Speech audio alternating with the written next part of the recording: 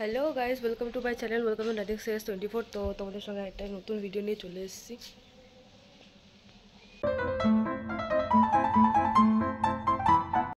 তো তোমরা এখন একটা কথাই বলবে যে তুমি তো বলেছিলে আর বাইরে ভিডিও করবে না, তো কেন করছো?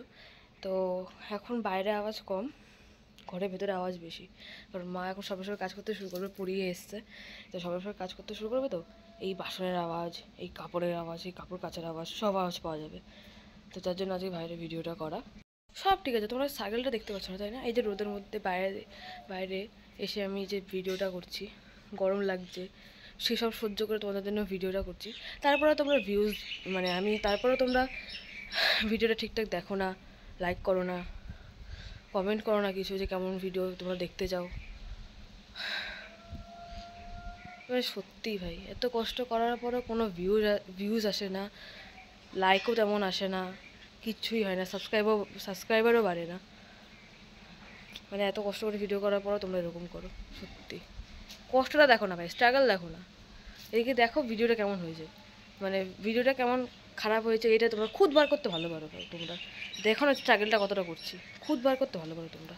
তো লাস্টে আমরা দেখলাম যে আইসিসি ওয়ার্ল্ড কাপের ফার্স্ট সেমিফাইনালে ইন্ডিয়ার সঙ্গে অস্ট্রেলিয়ার খেলা হয়েছিল, সেখানে ইন্ডিয়া জিতেছে এবং ফাইনালে এন্ট্রি করেছে। সেকেন্ড দিন 5 তারিখে খেলা হয়েছিল হচ্ছে নিউজিল্যান্ডের সঙ্গে সাউথ আফ্রিকার।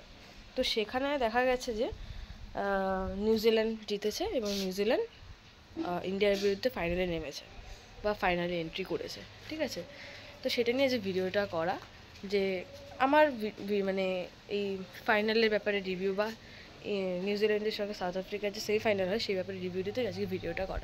তো 5ই মার্চ সাউথ আফ্রিকার সঙ্গে নিউজিল্যান্ডের খেলা হয়, আর সেখানে নিউজিল্যান্ড জেতে। আর আমি প্রথম থেকে যদিও বা খেলাটা দেখিনি, লাস্টে গিয়ে দেখেছি, লাস্টেও না, তার আগেই দেখেছি বলতে পারো। তো তখন আমি দেখেছি যে নিউজিল্যান্ড 362 রান করেছিল। সেখানে দাঁড়িয়ে মানে আমার মনে হচ্ছে ওরা 50টা ওভার মানে পুরোপুরি কাজে লাগিয়েছে। যেখানে মানে মানে এমন মানে এরকম 362 রান, মানে ভাবাটাও ভাবার বাইরে এরকম রান করা। কেননা ইন্ডিয়ার সঙ্গে যখন নিউজিল্যান্ডে খেলা হয় তখন কিন্তু নিউজিল্যান্ড অত ভালো রান করতে পারেনি। এবার সাউথ আফ্রিকা খারাপ খেলেছে নাকি সাউথ আফ্রিকা ঠিক করে ডিফেন্ড করতে পারেনি ব্যাপারটাকে, আই ডোন্ট নো। বাট ওর যে খেলাটা আর কি, সাউথ আফ্রিকার সঙ্গে যখন নিউজিল্যান্ডে খেলাটা, আর যখন নিউজিল্যান্ড তো ফার্স্ট ব্যাটিং নিয়েছিল, তো সেখানে দাঁড়িয়ে নিউজিল্যান্ডে অতটা রান করা মানে দারুণ রান করেছে, দারুণ, মানে 50টা ওভার একদম কাজে লাগিয়ে দিয়েছে, একদম মানে যথেষ্ট, মানে প্রচণ্ড কাজে লাগিয়ে দিয়েছে। যেখানে মানে 362 রান মানে কম না, কিন্তু খুব দারুণ রান। ঠিক আছে, তো সাউথ আফ্রিকা কি খেললো কি যে ভগবান জানে, মানে ঠিকঠাক ফিল্ডিং করতে পারিনি নাকি ঠিকঠাক বল করতে পারিনি, আই ডোন্ট নো।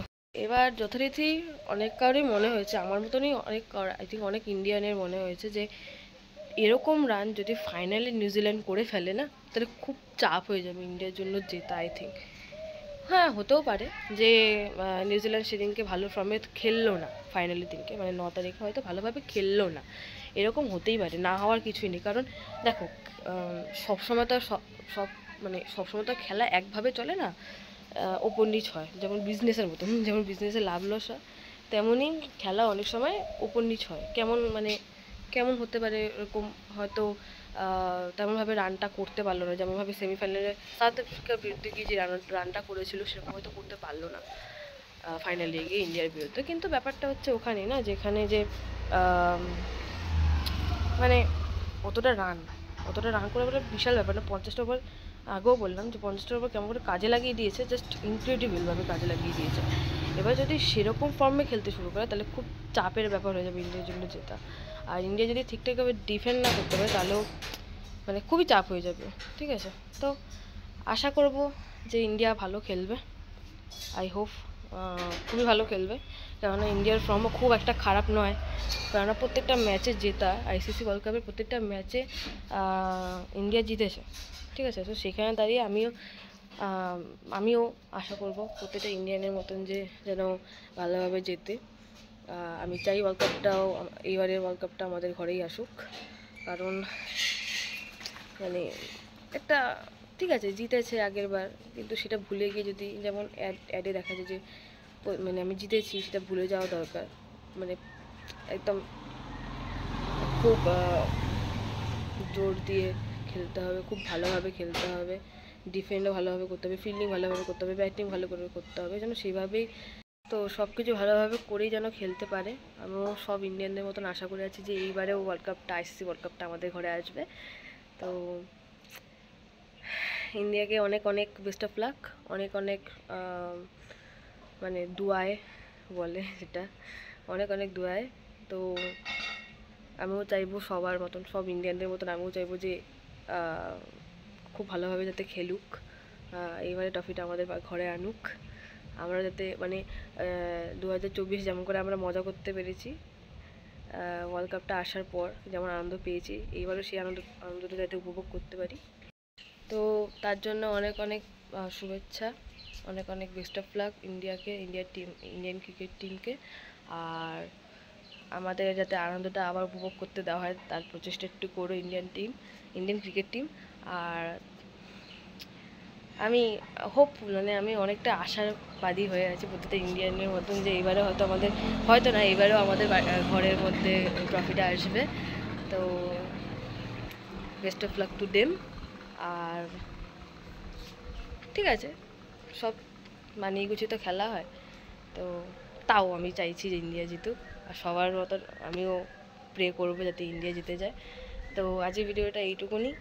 আমার রিভিউটা এটাই যে main moral of the story এটাই যে আমি চাই ইন্ডিয়া জিতুক, যাই হয়ে যাক না কেন, ভালোভাবে ডিফেন্ড করুক, ভালোভাবে ফিল্ডিং করুক, নিউজিল্যান্ডের বিরুদ্ধে ভালোভাবে ফিল্ডিং করুক, ব্যাটিং করুক, আর 50 ওভারটা ভালো মতন করে কাজে লাগাক, সে বলিংয়ে হোক, ফিল্ডিংয়ে হোক বা ব্যাটিংয়ে হোক, যাতে ভালোভাবে ইন্ডিয়া ওই 50 ওভারটাকে কাজে লাগায় আর জিতে আসে, আর ট্রফিটাকে যেন ঘরে নিয়ে আসে। আমি প্রত্যেকটা ইন্ডিয়ানের মতন আমিও চাই।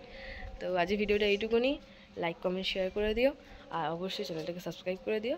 আপাতত টাটা।